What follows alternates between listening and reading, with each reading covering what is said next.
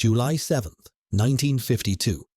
A ship tears across the North Atlantic at 44 miles per hour, so fast the ocean peels paint clean off her hull. On the bridge, Commodore Harry Manning watches the finish line approach at Bishop Rock. 3 days, 10 hours, 40 minutes. She's just shattered the transatlantic speed record by over 10 hours, using only 2/3 of her power. When she returns to New York, 150,000 people line the streets for a ticker tape parade. Newspapers call her the Queen of the Seas. Presidents will sail on her. So will Marilyn Monroe, the Duke of Windsor, and the Mona Lisa.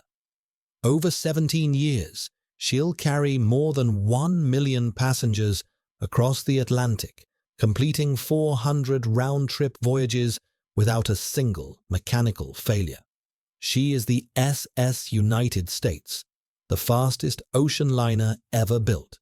A Cold War weapon disguised as a luxury cruise ship, a floating testament to American engineering supremacy.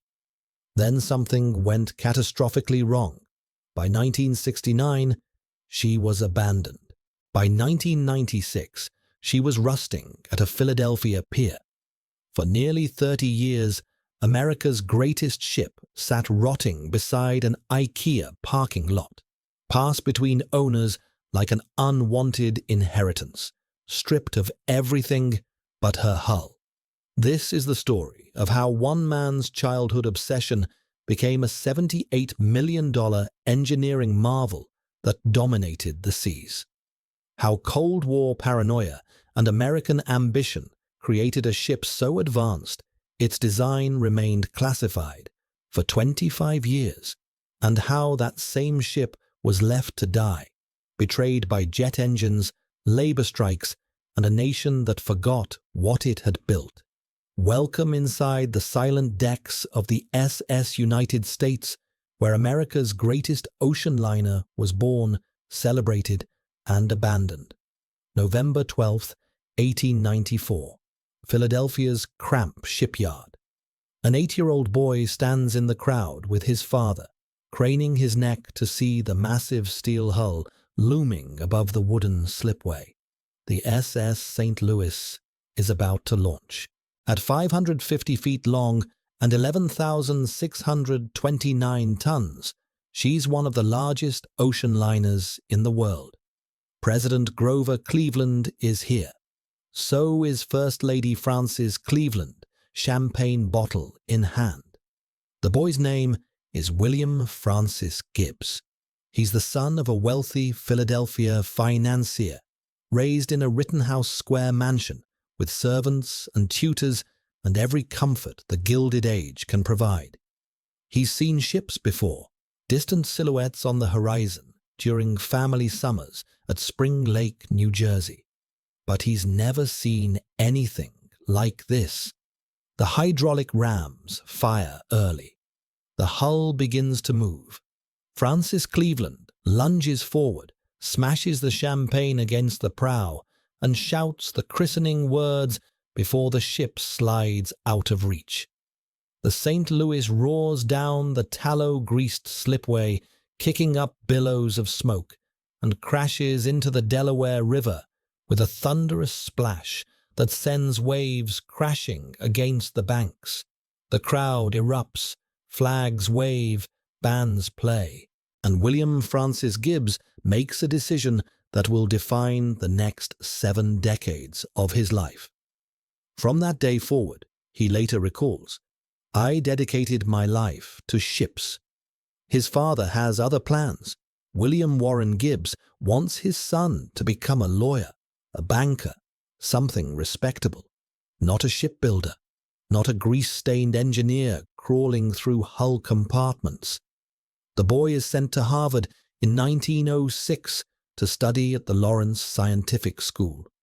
He proves to be a terrible student, can't do math, struggles with basic engineering coursework, withdraws his sophomore year, returns, switches to economics, still miserable. Then in 1910, everything changes. His father goes bankrupt.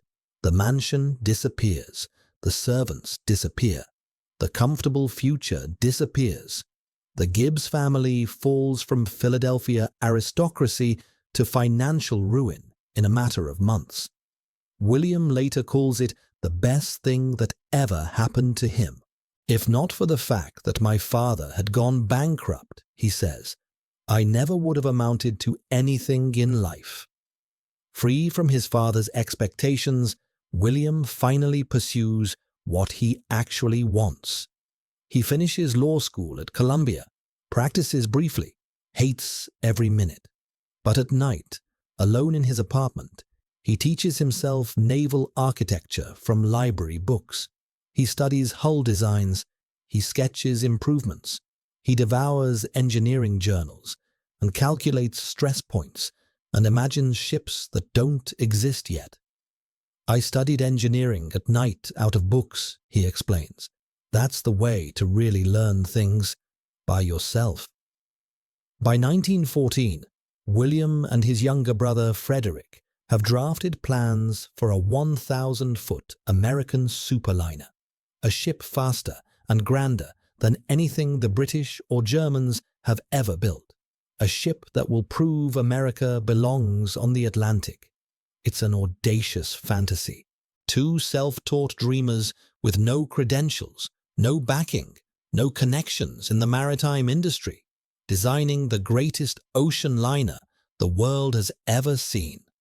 It will take nearly 4 decades to make it real, but William Francis Gibbs doesn't know the meaning of giving up. William Gibbs needs a mentor, someone who can validate his self-taught expertise and open doors in an industry that doesn't know his name. In 1915, he finds one, Admiral David W. Taylor, Chief of U.S. Navy Construction, the man who built Theodore Roosevelt's fleet. Taylor agrees to take on the obsessive young lawyer as an apprentice. It's the break Gibbs has been waiting for since he was 8 years old. Then comes the opportunity that changes everything. World War I ends in 1918. Among the spoils of victory is the German ocean liner Vaterland, the largest ship in the world, seized by the U.S. government and renamed USS Leviathan. She served as a troopship during the war. Now she needs a complete reconditioning to become a luxury passenger liner for American service. The problem is her plans. The German shipyard Blohm and Voss wants over $1 million for the original blueprints. The U.S. government balks at the price. William Francis Gibbs sees his chance. He proposes an audacious alternative. Don't buy the plans. Let me reverse engineer the entire ship. He assembles a team of 100 to 150 draftsmen who swarm over the Leviathan, measuring every compartment, documenting every system, sketching every detail. They create entirely new plans from scratch, then redesign the ship's interior for American tastes and safety standards. The project takes years. It's painstaking, expensive, and absolutely brilliant. By 1923, SS Leviathan enters service as the flagship of United States lines, and William Francis Gibbs is no longer an unknown amateur. He's the man who rebuilt the world's largest ship without blueprints. In 1922, the brothers formalize their partnership. Gibbs Brothers Incorporated begins taking contracts. Their first major client is Matson Lines, which needs ships for Pacific routes to Hawaii. Gibbs designs the SS Malolo, applying everything he's learned about hull integrity, compartmentalization, and passenger safety. Then fate provides a demonstration. May 1927. Malolo is undergoing sea trials when the freighter SS Jacob Christensen rams her amidship. The collision tears a massive hole in the engine room. Water floods in by the thousands of tons. Admiral Taylor, Gibbs's mentor, is aboard. He's certain the ship will sink, just like the Empress of Ireland did when struck in similar fashion years earlier. Malolo doesn't sink. Gibbs's compartmentalization design contains the flooding. The ship limps to port, wounded but alive. Every maritime expert in America takes notice. The unconventional architect with no formal training has just proven his theories work under the worst possible conditions. But Gibbs isn't satisfied with surviving collisions. He's terrified of fire. September 1934. The luxury liner Morro Castle catches fire off the New Jersey coast while returning from Havana. 137 passengers and crew burn to death or drown. Gibbs studies the disaster obsessively. The wooden interiors, the flammable furnishings, the inadequate firefighting equipment. He vows that any ship he designs will be immune to such catastrophe. 8 years later, the lesson repeats. SS Normandy, the most beautiful ocean liner ever built, catches fire at her New York pier while being converted to a troop ship. She capsizes and is scrapped.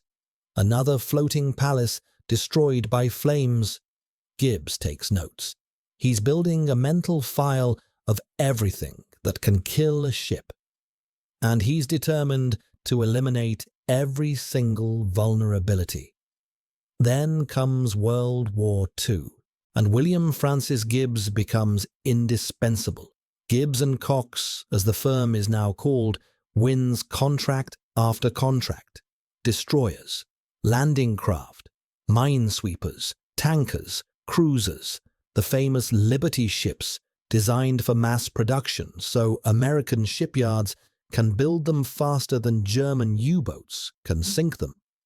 By war's end, 63% of all U.S. merchant ships over 2,000 tons are Gibbs designs. 74% of all Navy vessels. He makes the cover of Time magazine in 1942. The self-taught dropout from Philadelphia is now America's most important naval architect. But through all of it, the dream persists. The superliner. The ship he first sketched with his brother in 1914. The vessel that will prove America can dominate the Atlantic. The war provides the final argument. Queen Mary and Queen Elizabeth, the great British liners, serve as troopships throughout the conflict. They carry hundreds of thousands of soldiers across the ocean, moving entire divisions in single voyages. The Pentagon takes notice.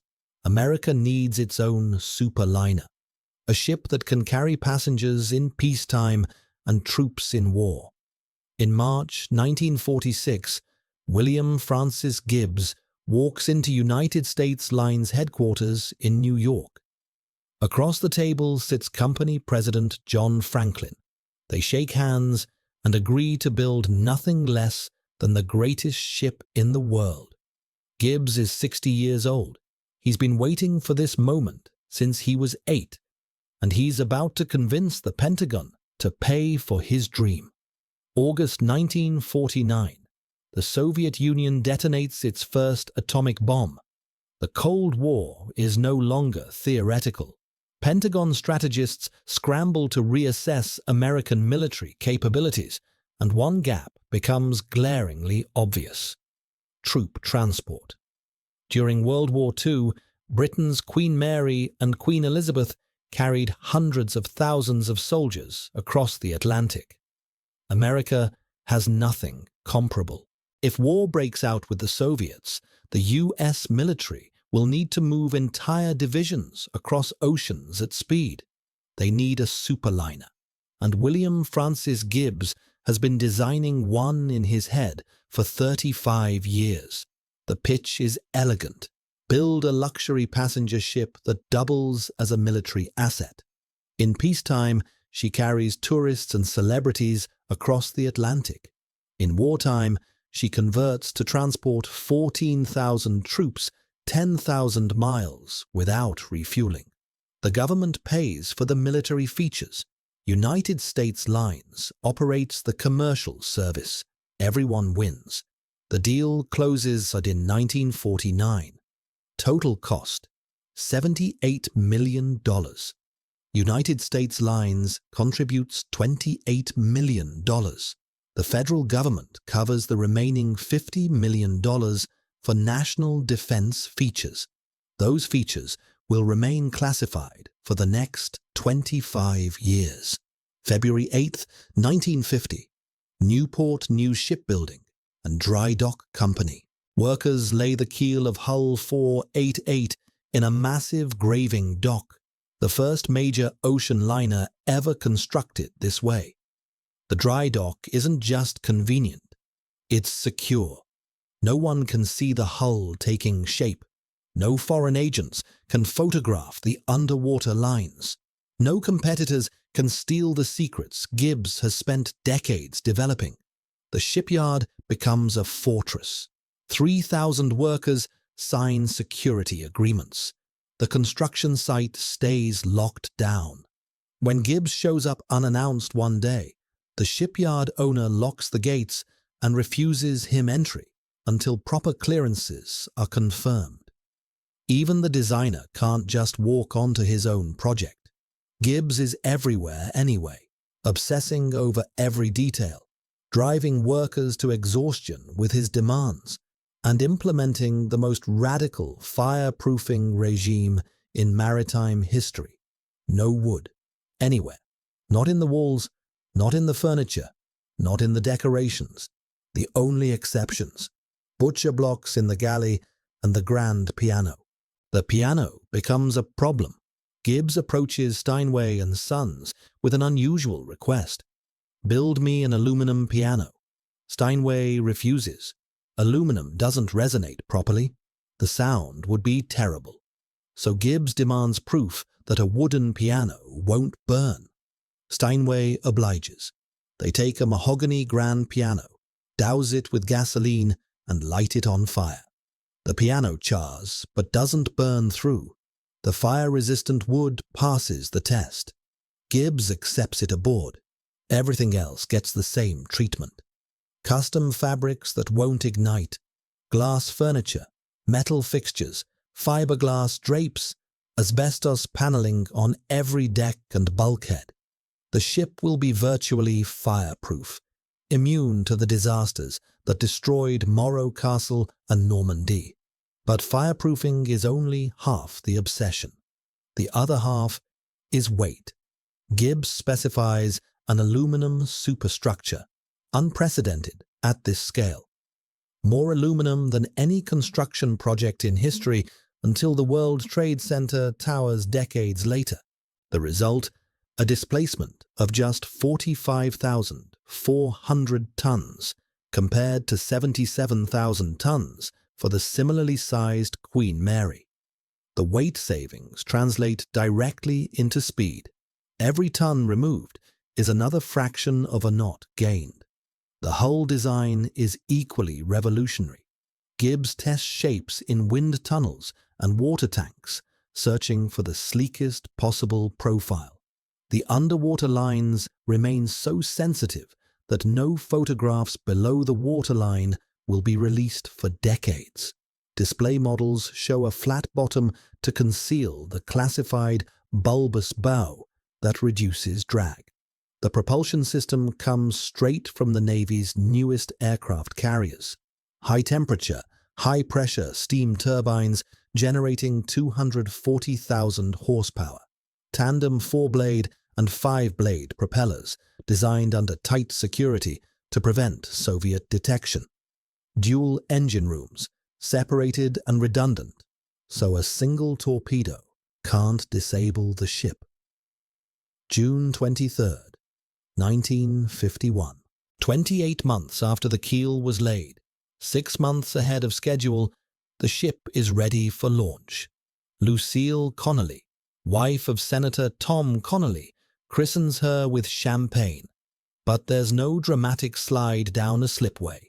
Instead, workers flood the dry dock, and the hull simply floats up, concealing her classified underwater secrets from the cameras.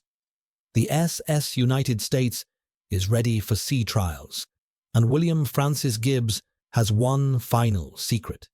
He knows exactly how fast this ship can go. He's just not telling anyone yet. June 1952. Sea trials begin off the Virginia coast. The results are staggering.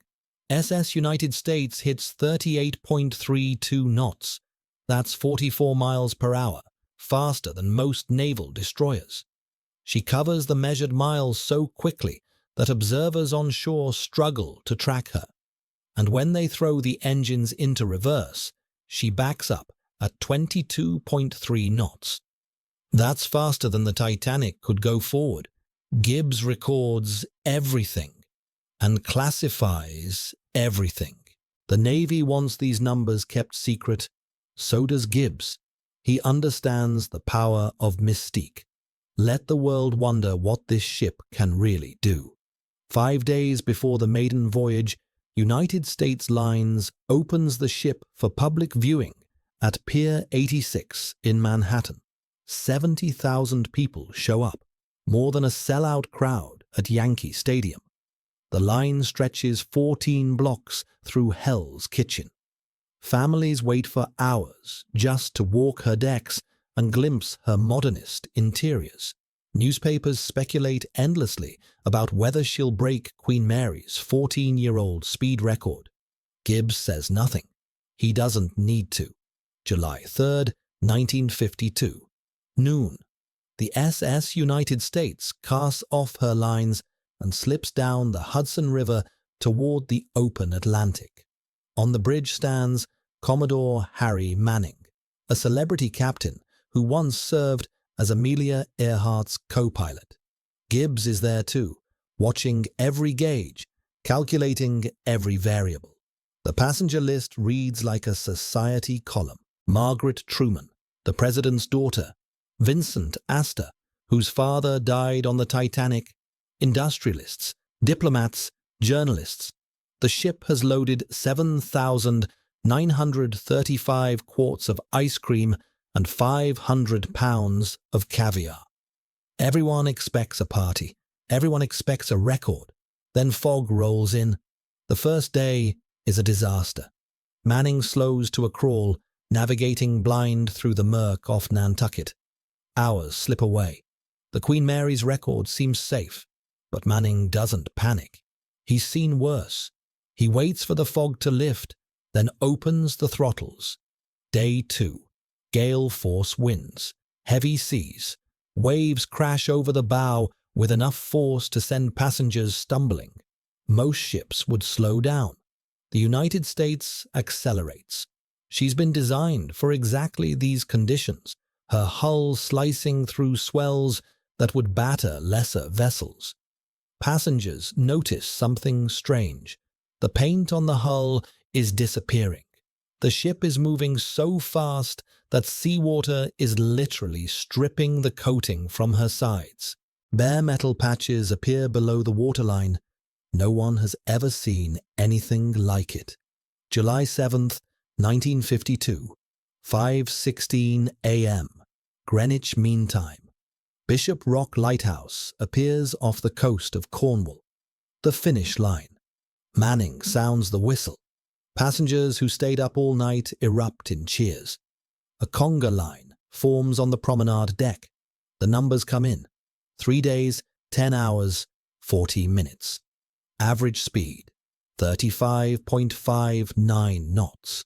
Queen Mary's record, which stood for 14 years, has been obliterated by more than 10 hours. The blue riband belongs to America for the first time in a century. And she did it using only 2/3 of her available power. Gibbs could have pushed harder. He chose not to. The crew was still learning the ship.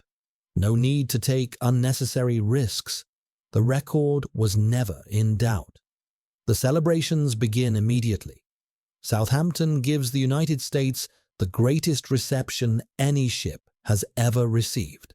150,000 New Yorkers turn out for a ticker tape parade when she returns home.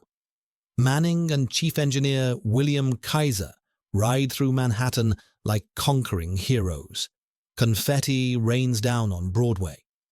The country hasn't felt this proud of a ship since the age of clipper ships.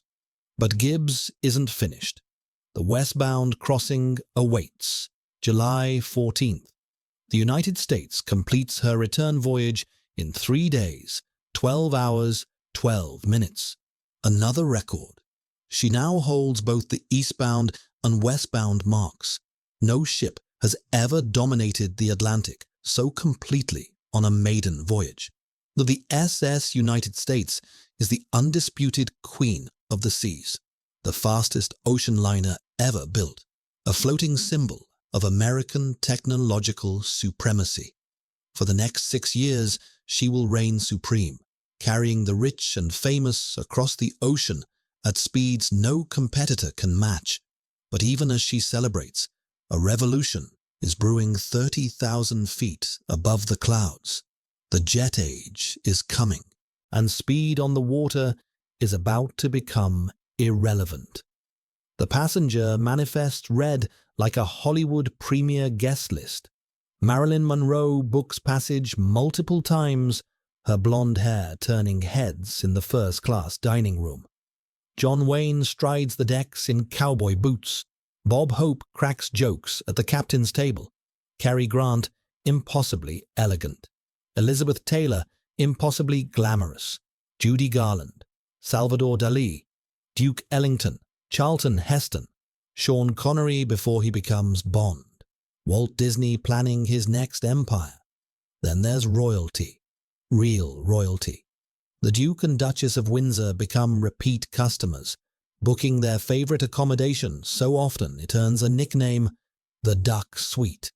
3 first-class staterooms combined into one sprawling residence with 4 beds, 3 bathrooms, and walls decorated with paintings of waterfowl. Starting price, $930. That's nearly $11,000 in today's money for a 5-night crossing. Prince Rainier and Grace Kelly sail aboard after their Monaco wedding. The King and Queen of Greece, Emperor Haile Selassie of Ethiopia, Eleanor Roosevelt. The ship becomes neutral territory where celebrities and aristocrats mingle over champagne and caviar, suspended between continents in a world of polished brass and white-gloved service. 4 American presidents book passage. Harry Truman finally relaxing after leaving office. Dwight Eisenhower crossing the Atlantic he once invaded. John F. Kennedy and Jackie, their glamour perfectly matched to the ship's modernist elegance. And in 1968, a 22-year-old Georgetown graduate named Bill Clinton, traveling tourist class on his way to Oxford as a Rhodes Scholar. He has no idea he'll run the country someday. Right now, he's just another student watching the horizon, dreaming of the future. In 1962, the ship receives her most unusual passenger. The Mona Lisa needs to travel from Paris to Washington for a special exhibition at the National Gallery. Leonardo da Vinci's masterpiece, arguably the most famous painting in human history, requires transport across the Atlantic. The question, which ship is worthy? Only one vessel is deemed fast enough, safe enough, and prestigious enough to carry the Mona Lisa: the SS United States. Da Vinci's enigmatic lady crosses the ocean in a climate-controlled first-class cabin, guarded around the clock. It's the most valuable cargo the ship will ever carry. Life aboard follows rituals perfected over decades of transatlantic service. The crew numbers 1,050, serving up to 2,000 passengers across 3 classes. First class occupies the prime real estate amidship, insulated from engine vibration and wave impact. Cabin class offers nearly identical amenities at lower prices. Tourist class, located at the ship's peripheries, where motion is most pronounced, caters to students, immigrants, and budget travelers willing to sacrifice comfort for the crossing. The galleys operate like military campaigns, 9,000 meals per day. Breakfast, lunch, Afternoon tea, dinner, midnight supper. The kitchens never stop. Chefs work in shifts, producing everything from delicate French cuisine for first class to hearty American fare for tourist. The food is included in the ticket price. Eat as much as you want. Most passengers gain weight. The interiors reflect the ship's unusual DNA. Designer Dorothy Markwald, one of the few women working in ocean liner decoration, creates spaces that blend mid-century modernism with naval practicality. Everything must be fireproof, per Gibbs's obsessive requirements. Glass tables, metal chairs, fiberglass curtains, green Neotex synthetic decking instead of traditional teak, black linoleum floors with silver edges. Critics accustomed to the ornate woodwork of European liners call it sterile. Like a Navy transport, one sniffs. But passengers love the clean lines, the open spaces, the sense of speed, even when sitting still. This ship doesn't pretend to be a floating palace. It's a machine for crossing oceans, and it looks the part. Service standards border on obsessive. Chief Steward Max Mueller enforces rules that would make a butler blush. No gum chewing, no visible grooming, no arguing with passengers under any circumstances. His staff anticipates needs before passengers articulate them. Immigrant families overwhelmed by the abundance of food receive gentle guidance from waiters who understand what it means to leave everything behind and start over in America. The business model is simple. Charge premium prices for premium speed. The minimum first-class fare in 1954 is $365. That's nearly $4,000 today. Passengers pay it gladly. Where else can you cross the Atlantic in 5 nights, arriving rested and pampered rather than cramped and jet-lagged? Getting there is half the fun, the advertisements proclaim. But getting there fastest is even better. The summer high season sells out months in advance. Waiting lists form. The ship departs New York every Wednesday and Saturday like clockwork, maintaining 30 to 32 knots across the most dangerous ocean on Earth. She never misses a schedule, never breaks down, never disappoints. Then 1957 arrives, and the numbers shift. For the first time in history, aircraft carry more passengers across the Atlantic than ocean liners. Propeller planes, not even jets yet, are already winning the race. The industry dismisses it as temporary, a novelty. People will always prefer the romance of sea travel. The following October, Pan American World Airways launches the first commercial jet service across the Atlantic. New York to London. 7 hours. The Boeing 707 doesn't care about blue ribbons or ticker tape parades. It just gets people where they're going. Faster, cheaper, without seasickness. The SS United States is still the fastest ship in the world. She'll always be the fastest ship in the world. It just won't matter anymore. The Boeing 707 changes everything. October 26, 1958. Pan Am Flight 114 departs New York's Idlewild Airport at 7 p.m. 7 hours and 42 minutes later, it touches down at Paris-Le Bourget. The same crossing that takes the SS United States 5 days now takes less than 8 hours. The fare is roughly comparable. The time savings are not. Businessmen do the math immediately. 5 days at sea means 5 days away from the office, 5 days of missed meetings, 5 days of competitors gaining ground. Or 7 hours in a pressurized cabin, arriving the same day you left. Ready to work. The calculation isn't even close. The leisure travelers take longer to convert. They still believe in the romance of ocean travel, the white-gloved service, the midnight suppers, the chance to unplug from the world. But their children don't share the nostalgia. The younger generation wants speed, efficiency, modernity. They want to get there, not savor the journey. By 1960, aircraft carry twice as many transatlantic passengers as ships. By 1965, the ratio is 5 to 1. The great ocean liners, those floating palaces that once defined luxury travel, are becoming relics. United States Lines tries to adapt. They reduce fares. They advertise aggressively. They market the crossing as a vacation in itself rather than simply transportation. Getting there is half the fun, takes on desperate new meaning, when getting there by jet is 10 times faster. Nothing works. The passenger counts keep falling.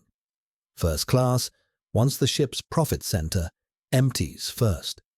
The wealthy discover that first-class air travel offers comparable pampering without the time commitment. Why spend 5 days crossing when you can spend those 5 days at your destination? The ship starts sailing with empty staterooms. Crew members who once competed for positions find themselves working half-full voyages. The glamour fades. The celebrities stop coming. Why would Marilyn Monroe spend a week at sea when she can fly to London for a premiere and return the next day? Then the labor problems begin.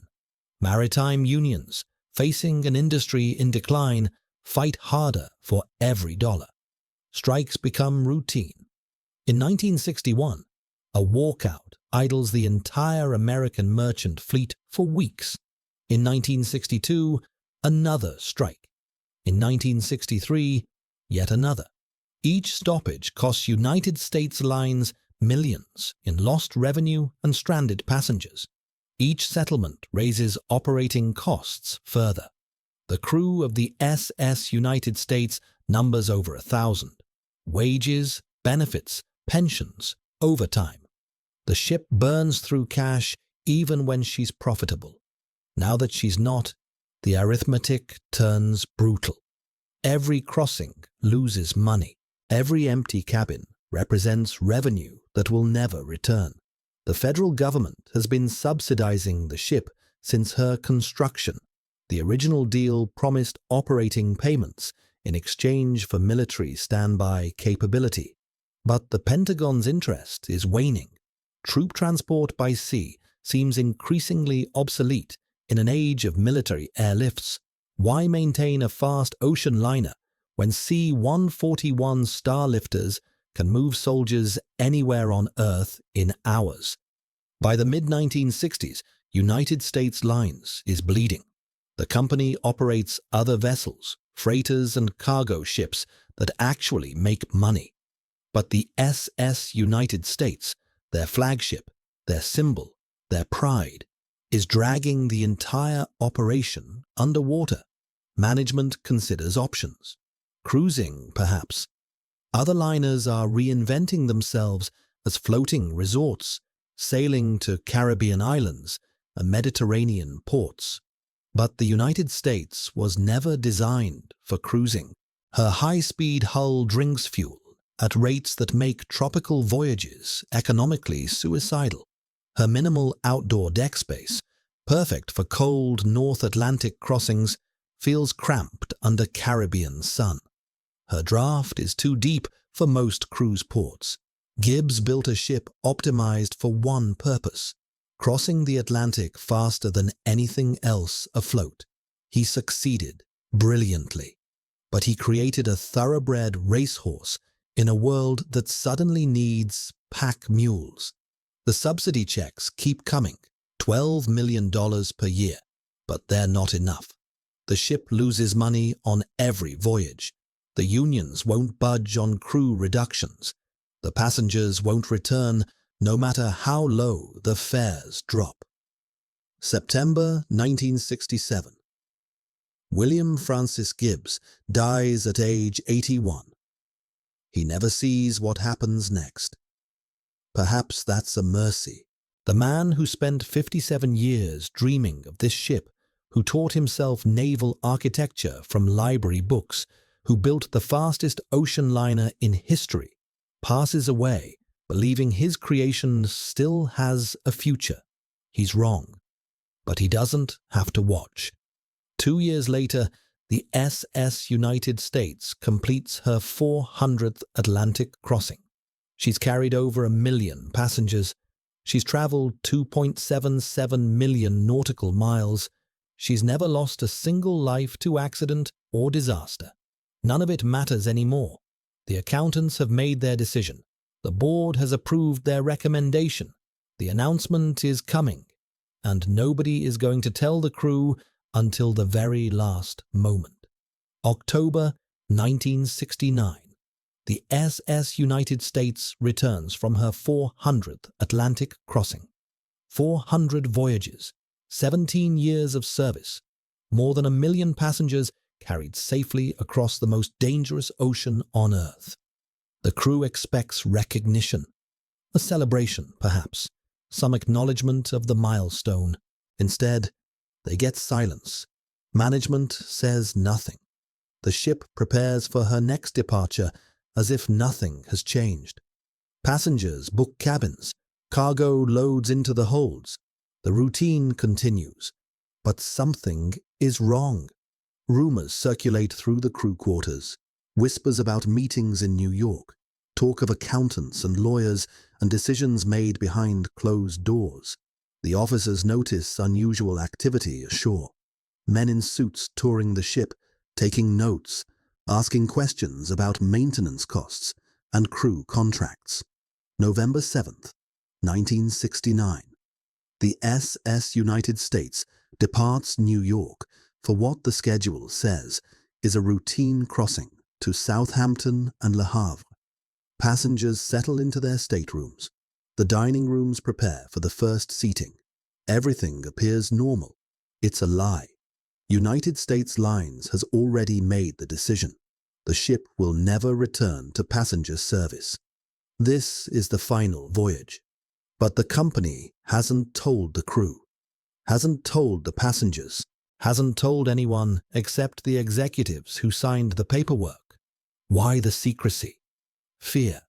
Maritime unions have shut down the American merchant fleet before. A premature announcement might trigger a strike that strands the ship mid-ocean with 2,000 passengers aboard. Better to wait. Better to say nothing. Better to let the last crossing complete before dropping the hammer. The passengers have no idea they're witnessing history.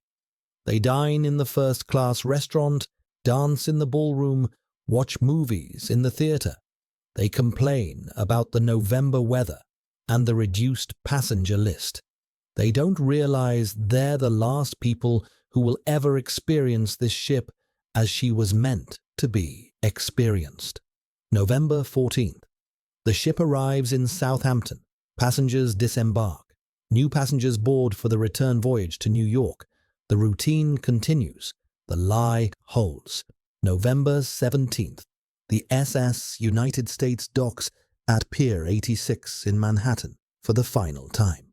Passengers collect their luggage and disappear into the city. The crew prepares for what they believe is a brief layover before the next departure. Then the announcement comes. United States Lines releases a terse statement. The SS United States is being withdrawn from service immediately.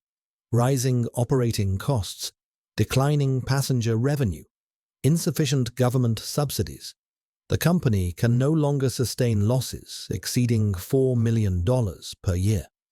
The crew learns their ship is dead from newspaper reports.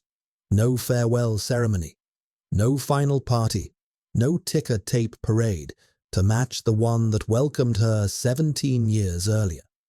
The fastest ocean liner ever built, the ship that broke every speed record on her maiden voyage, ends her career with a press release and a pink slip.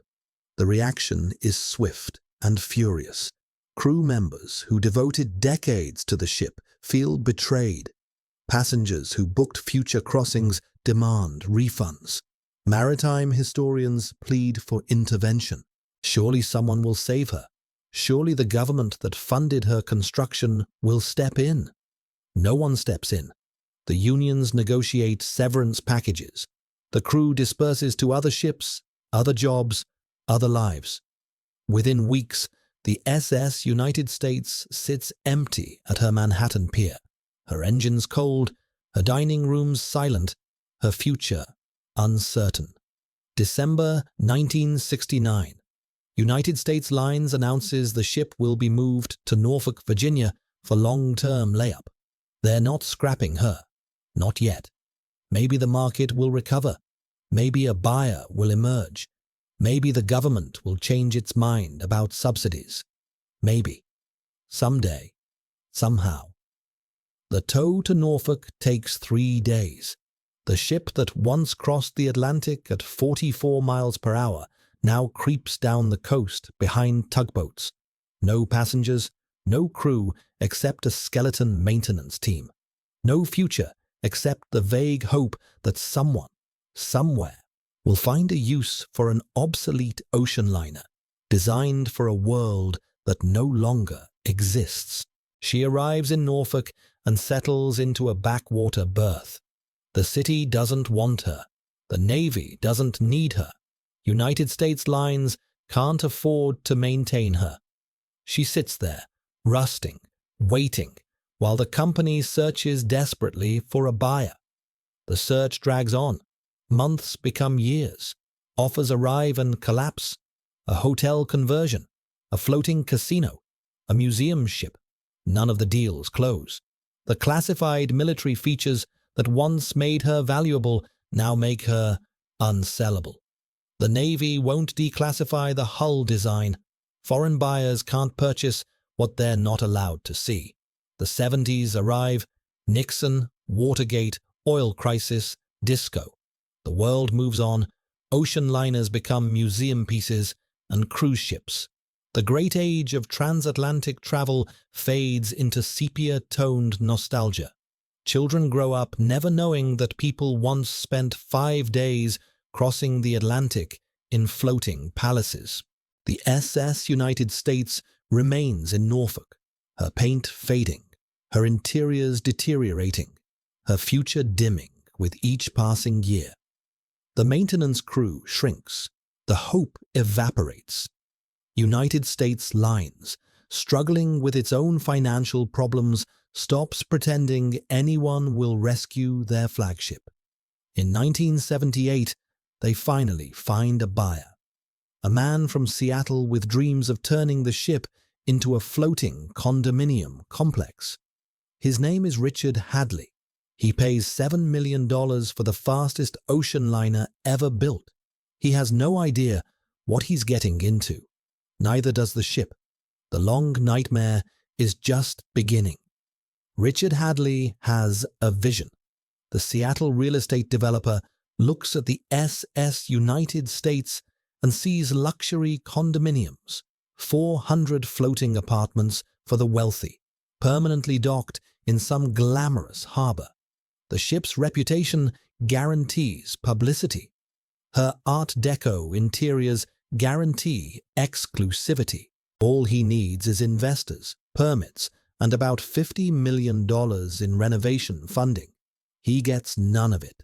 The condo conversion plan collapses almost immediately. Investors balk at the costs. Cities reject the permits. The ship's fireproof interiors, which Gibbs designed to save lives, turn out to be riddled with asbestos. Removing it will cost a fortune. Hadley's dream dissolves into lawsuits and unpaid bills. The ship moves to Newport News, back to the shipyard where she was born. She sits there, deteriorating, while Hadley scrambles for new investors. Years pass. The paint peels. The rust spreads. The interiors that once hosted presidents and movie stars grow moldy and dark. By 1984, Hadley is desperate. He can't afford to maintain the ship. He can't afford to sell her. He can't afford to scrap her. So he does the only thing left. He sells off her contents. The auction takes place over 2 days in September. Everything must go. The china that Marilyn Monroe ate from, the crystal glasses that toasted Atlantic crossings, the furniture, the artwork, the silverware, the life preservers.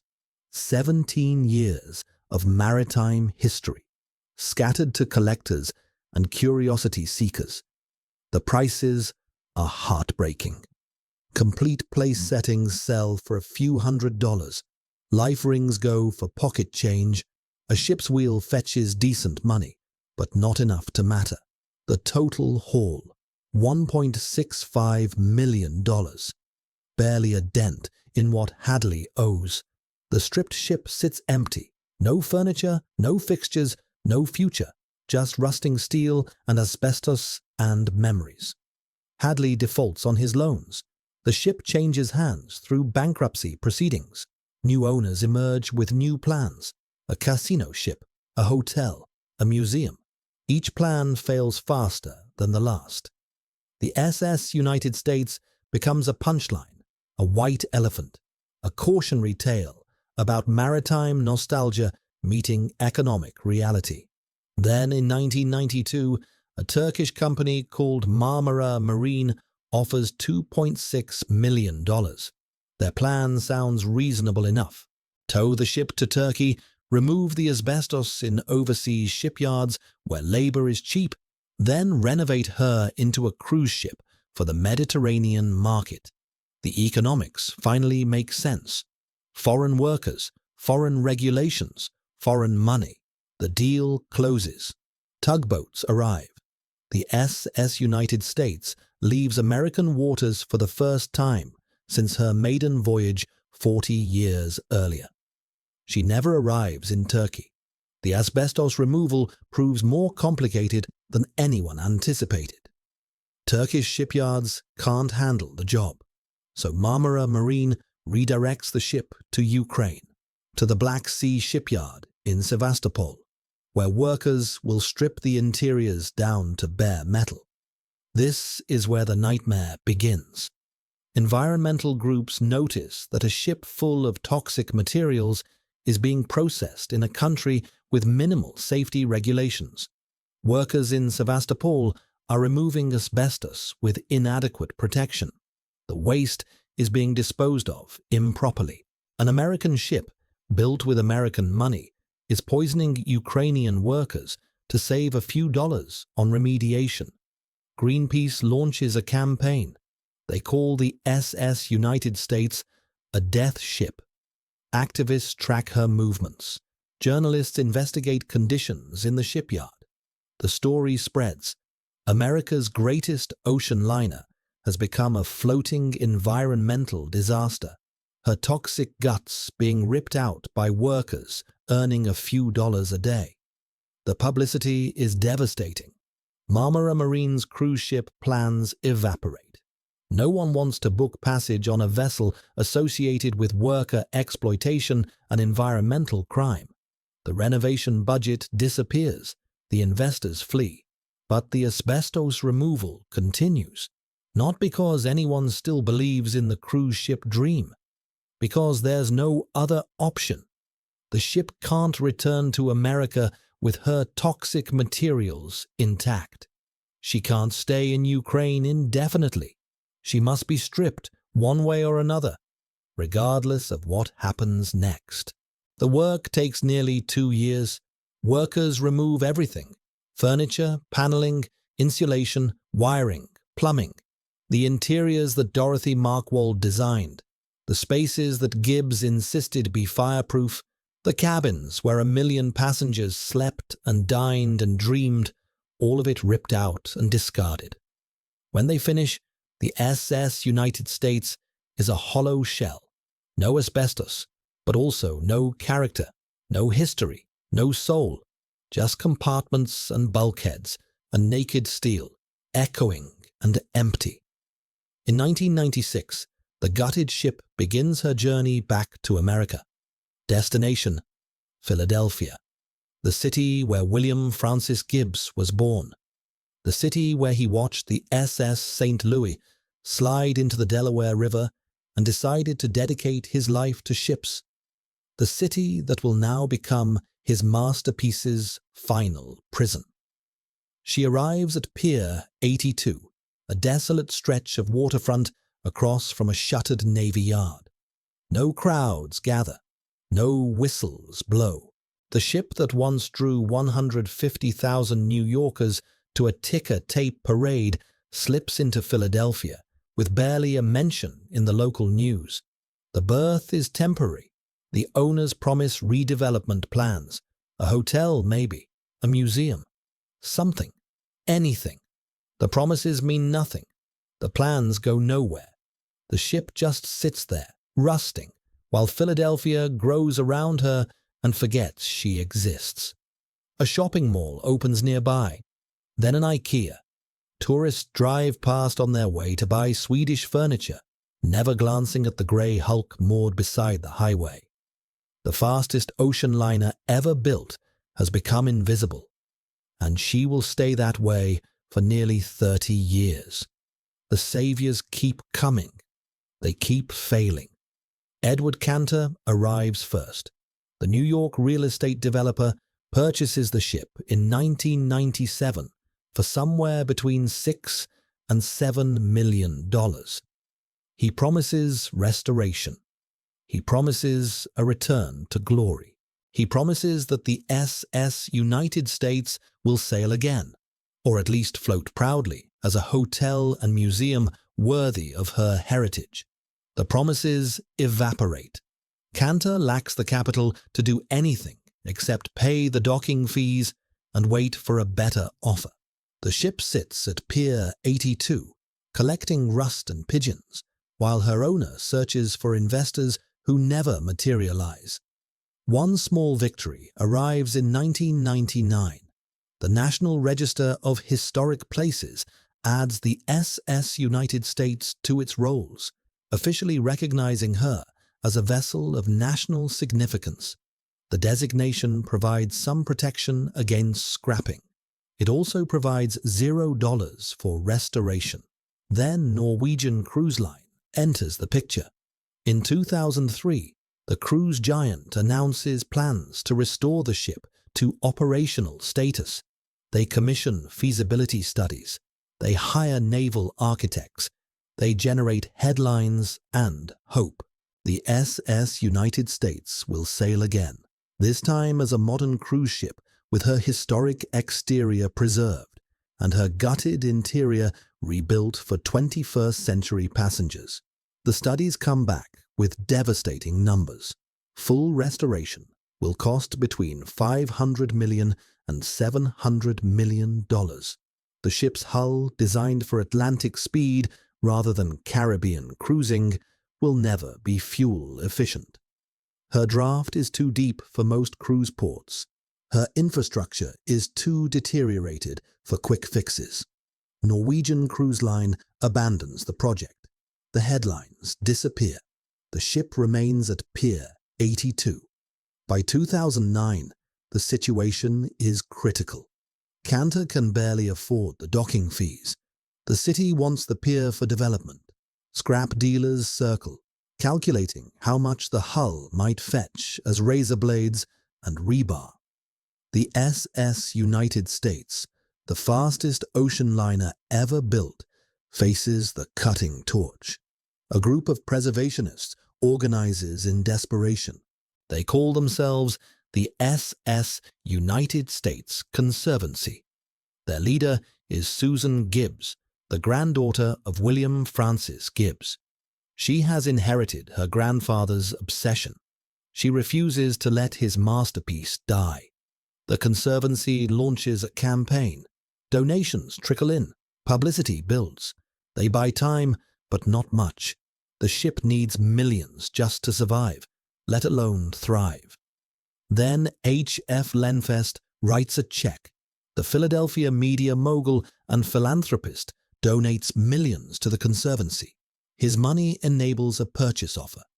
In 2011, the SS United States Conservancy acquires the ship for $3 million. Susan Gibbs now owns her grandfather's dream, but ownership solves nothing. The Conservancy has the ship. They don't have a plan. They don't have the hundreds of millions needed for restoration. They have a rusting hulk and a mountain of monthly expenses. The search for partners continues. Crystal Cruises expresses interest in 2016. They commission new studies, generate new headlines, promise a new future. The estimates come back even higher than before. $700 million minimum. Crystal withdraws. The pattern repeats. RXR Realty appears in 2020 with the most ambitious proposal yet. They envision a $400 million mixed-use development. Hotel rooms inside the ship, a museum celebrating ocean liner history, restaurants, event spaces, residential units. The ship would never sail again, but she would live again, transformed into a destination worthy of her legacy. RXR spends $6 million on engineering studies. They produce renderings that make preservationists weep with hope. They negotiate with the city, the Conservancy, potential investors. Then nothing. The pandemic intervenes. The financing collapses. RXR walks away. $6 million of studies gather dust. Meanwhile, the bills keep coming. The pier owner raises the rent. What once cost a manageable sum now costs $1,700 per day. The Conservancy can't keep up. They fall behind on payments. The pier owner files for eviction. In 2024, a federal court orders the SS United States removed from Pier 82. The Conservancy has exhausted every appeal, every delay, every legal maneuver. The ship must go. But go where? Scrapyards in Texas offer cash, museums offer sympathy, but no berths. Developers offer nothing at all. The fastest ocean liner ever built faces the same fate as every other obsolete vessel. The cutting torch, the scrap heap, the forgetting. Then Okaloosa County, Florida, makes an unexpected call. The Gulf Coast County has been building artificial reefs for years. Sunken ships create habitats for marine life, attract diving tourists, boost local economies. They've been looking for a signature vessel. Something historic, something massive, something that would put their reef system on the map. The SS United States is all of those things. October 2024. Okaloosa County purchases the ship for $1 million. Not for restoration, not for a museum, for sinking. The fastest ocean liner ever built will become the largest artificial reef in the world. Susan Gibbs makes peace with the decision. Her grandfather's ship will not sail again, will not host passengers again, will not reclaim her former glory, but she will serve a purpose. She will create life rather than simply fading into death. February 19th, 2025. After nearly 30 years at Pier 82, the SS United States leaves Philadelphia. Tugboats pull her into the Delaware River, past the spot where her designer watched his first ship launch 131 years earlier. Crowds gather on the waterfront. Horns sound, cameras flash. The journey to Mobile, Alabama takes 12 days. The ship that once crossed the Atlantic in 3.5 days now creeps along the coast at walking speed. But she moves. After decades of stillness, she finally moves. March 3rd, 2025. The SS United States arrives at the remediation dock in Mobile. Workers will spend months preparing her for her final voyage, the short trip to the Gulf floor, where she will rest forever. The fastest ocean liner ever built is about to become something entirely new. Mobile, Alabama, March 2025. The SS United States sits at a remediation dock, her rusted hull awaiting the final indignity Workers crawl over her decks, stripping windows, removing cables, cutting holes that will ensure she sinks upright when the time comes. Her iconic red, white and blue funnels, 60 feet wide, 55 feet tall, will be dismantled and shipped to a museum. Everything else goes to the bottom. It took 12 days to tow her here from Philadelphia. 12 days at 5 knots, pulled by tugboats past Palm Beach, Fort Lauderdale, Miami. Crowds gathered on beaches to watch her pass. Royal Caribbean's Utopia of the Seas pulled alongside and sounded 3 horn blasts in salute. Passengers aboard the modern megaship snapped photos of the ghost from another era gliding past. 1 million passengers once sailed on this ship. Presidents, movie stars, royalty, immigrants, soldiers. She carried the Mona Lisa and the Duke of Windsor. Marilyn Monroe walked her decks. 4 American presidents booked passage. And somewhere in tourist class in 1968, a 22-year-old Bill Clinton stared at the horizon, headed to Oxford, having no idea he'd one day run the country that built this vessel. Now she'll rest 180 feet beneath the Gulf of Mexico, her superstructure rising to within 50 feet of the surface, home to fish and coral and whatever marine life decides to colonize her remains. And if you could stand on her empty bridge today, looking out through windows that once framed the North Atlantic at 44 miles per hour, you'd hear 3 lessons echoing through the silence. Lesson 1. Technology always wins. The SS United States was the fastest ocean liner ever built. She still holds that record, 73 years later. No ship has ever crossed the Atlantic faster in regular passenger service. And it didn't matter, because the Boeing 707 didn't need to beat her across the ocean. It just needed to be fast enough that 5 days felt absurd when 7 hours was possible. Speed alone couldn't save her. Being the best at an obsolete technology is still obsolete. William Francis Gibbs spent his entire life perfecting ships. By the time his masterpiece sailed, the world had already moved on. The jet engine didn't care about blue ribbons or ticker tape parades. It just got people where they needed to go, faster and cheaper. The SS United States won the race and lost the war. Lesson 2. Pride doesn't pay the bills. For decades after her retirement, everyone agreed the SS United States was worth saving. She was on the National Register of Historic Places. She was an engineering marvel. She was America's flagship, a symbol of post-war industrial supremacy. None of that translated into funding. Norwegian Cruise Line couldn't justify $500 million to restore her. Crystal Cruises walked away from a $700 million project. RXR Realty's $400 million plan never materialized. The ship sat at a Philadelphia pier for 28 years while billionaires built superyachts and tech companies went public at trillion-dollar valuations. Someone could have saved her for the cost of a single year's maintenance on a mega yacht. No one did. Sentiment is not a business model.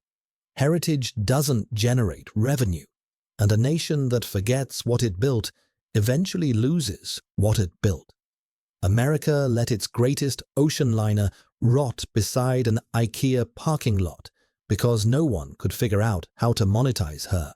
Lesson 3. Dreams die harder than ships. William Francis Gibbs was 8 years old when he watched the SS St. Louis slide into the Delaware River and decided to dedicate his life to ships. He was 65 when the SS United States finally set sail. 57 years of obsession, study, setbacks, and determination. He was a Harvard dropout who couldn't do math. He practiced law miserably for 2 years. He taught himself naval architecture from library books. He watched fire destroy ships he could have saved and spent the rest of his life making vessels fireproof. He designed 74% of all U.S. Navy ships built during World War II, and he never stopped believing that America deserved the greatest ocean liner in the world. The SS United States was the culmination of one man's lifelong vision. Not a committee project, not a corporate initiative, not an investor pitch deck. It was the physical manifestation of a dream held so tightly for so long that it became inevitable. Gibbs died 2 years before they retired his ship. He never saw her abandoned, never saw the furniture auctioned off, the interiors stripped in Ukraine, the decades of rust accumulating at Pier 82. He went to his grave believing he'd built something permanent. Maybe that's a mercy. After Gibbs died, his ship outlived her usefulness by just 2 years. Then she spent 55 years dying, passed between owners who couldn't afford her, stripped by workers who didn't understand her, forgotten by a nation that had moved on. But here's the thing about the SS United States. She never stopped being the fastest. No ocean liner has beaten her record since 1952. Not the France, not the QE2, not any modern cruise ship, because modern cruise ships don't even try. Speed costs fuel. Fuel costs money. Nobody crosses the Atlantic in 3 days anymore because nobody needs to. She won a race that nobody runs anymore. She was the best at something the world decided it didn't need. And that's not failure. It's just history. When they sink her off the Florida coast, she'll become something new. The world's largest artificial reef, a habitat for marine life, a diving destination. Tourists will descend through warm Gulf waters to swim through her ballrooms and walk her promenades. Fish will nest in the spaces where Marilyn Monroe once laughed at jokes told by Bob Hope. Susan Gibbs, William's granddaughter, has made peace with it. This is her next chapter, she says, and I think it will offer its own sense of dignity. Maybe she's right. The SS United States was built to serve America. She did that for 17 years as a passenger liner. She could have served as a troopship for decades more if the Cold War had turned hot. Instead, she'll spend the next century serving as an underwater sanctuary. Different purpose, same ship. Her funnels will stand in a museum. Her propeller already sits at a Manhattan pier. Her story will be told to anyone who wants to listen. And somewhere beneath the waves, her hull will slowly transform into something living. Coral and fish and barnacles, reclaiming the steel that once sliced through the Atlantic at impossible speed. The SS United States was born from one man's dream, built by a nation at the height of its power, sailed by the rich and famous, and abandoned by a country that couldn't figure out what to do with her. Now she belongs to the ocean.